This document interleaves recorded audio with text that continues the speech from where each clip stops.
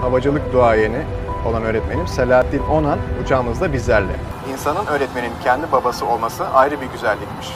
20 yıl kaptan, 10 yıl pilot eğitmeni olarak benim gibi binlerce gence rehber oldu. Onları yetiştirdi. Buradan ona tüm öğrencileri adına sonsuz şükranlarımı sunuyor ve ellerinden öpüyorum. İyi ki varsın, iyi ki öğretmenimsin, iyi ki babamsın.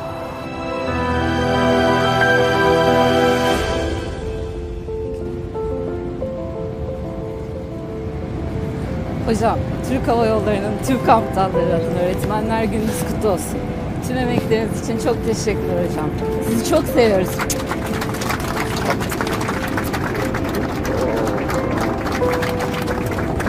Sağ olun, teşekkür ederim. Buyurun hocam.